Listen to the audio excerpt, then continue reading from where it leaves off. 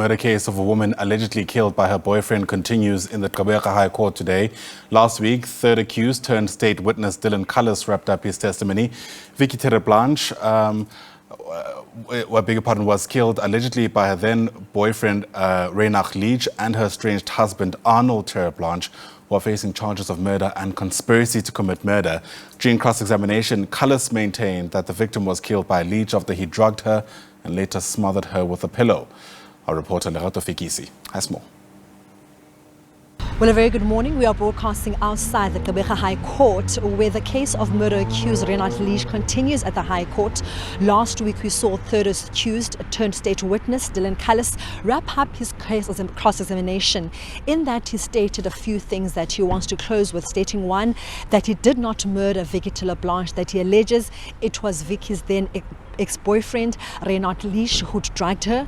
After that, smothered her with a pillow and then she died.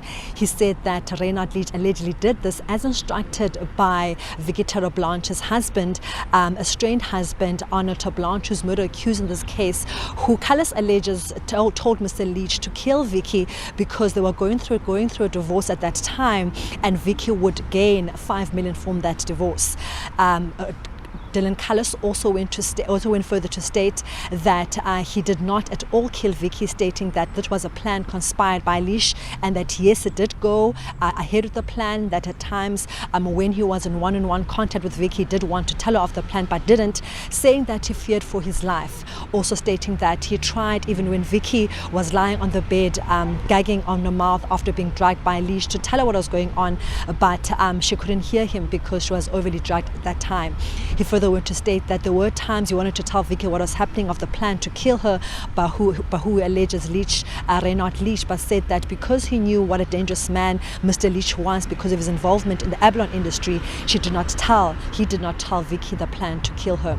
He stated that also the plan to dump Vicki's body was conspired by Leach, who worked with someone called Mr. Peanut, a mutual friend, who paid Mr. Leach 1.2 to dig a shallow grave in green bushes where Vicki's body was then dumped. He also went on to state that Vicki's body was only found because he assisted the police, telling them exactly what he alleges happened on the night Vicki died, how she was drugged, how she was smothered by allegedly Mr. Leach, and how her body was dumped in a body in green bushes, and then how himself, Mr. Callis, led the police to Vicki's body, which was found decomposed.